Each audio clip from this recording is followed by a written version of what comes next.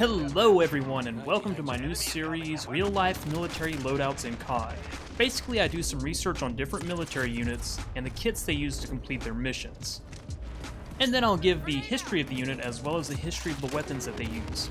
These videos take time to make, so if you enjoy, please leave a like and subscribe. Today we'll be covering the US Army's Standard Infantry Loadout. US Army Infantry has seen conflicts all across the globe, from fighting off their colonial parent Great Britain to being the driving force behind the Western push into Nazi Germany. The US Infantry has left its mark in history.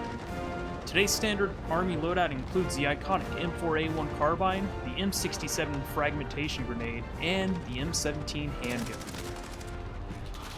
Now for the loadout. For the M4A1, we're going to go into GUNSMITH, and on the muzzle we're going to throw on the compensator. Now, actually, if we remove this, you can see that the standard compensator is actually there. That's the one that's actually used on M4s today, standard. But we're going to throw on a compensator just, for gameplay's sake.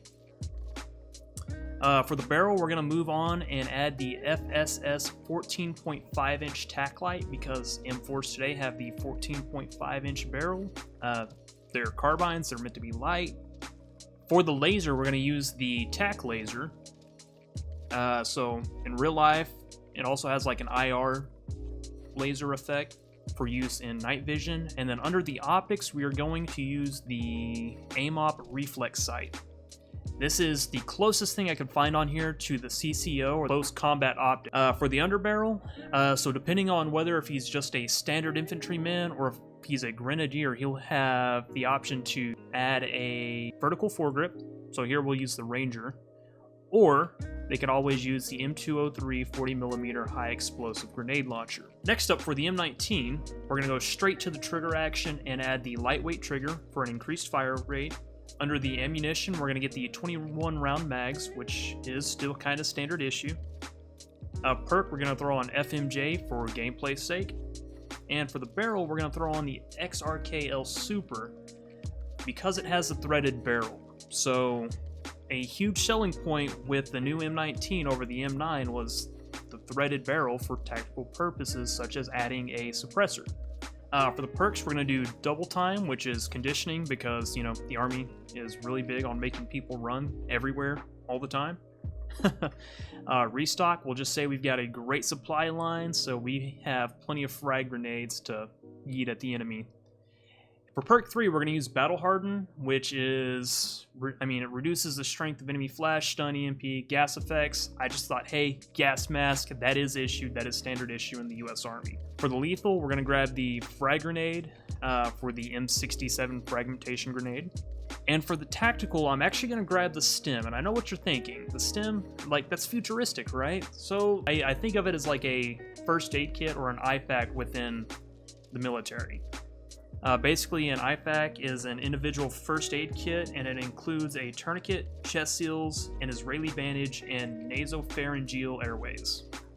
Just basically to help medics use the soldier supplies to take care of them without having to dig into their own supplies. And now for a little history on the M4. During the Vietnam War, the United States adopted the M16 rifle and soon attempted to make carbine variants of the weapon system in order to satisfy close quarter engagements. This led to cutting the barrel of the M16 in half, giving the weapon a 10-inch barrel. This greatly affected the ballistics of the weapon and would lead to the Project XM4 many years later.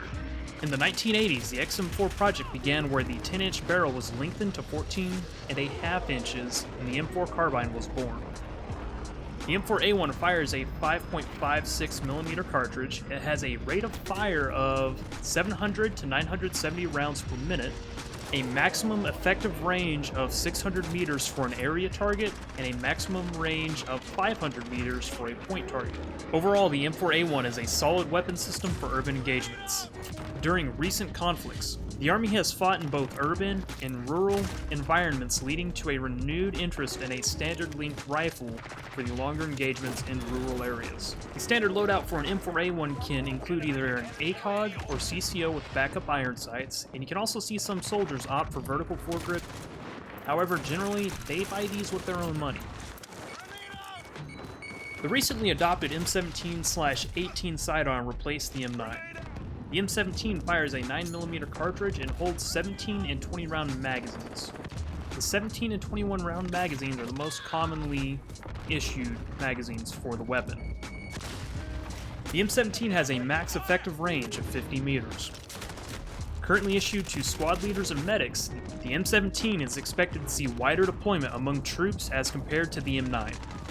This is due to the Army looking to exchange the M4 carbine for a battle rifle, which means all soldiers will need to carry a weapon capable of close quarters engagements such as room clearing. I hope y'all enjoyed the video. It was a bit of a trial run for this type of content. I hope to cover different special forces in later videos, so leave a comment on who your favorite special forces are.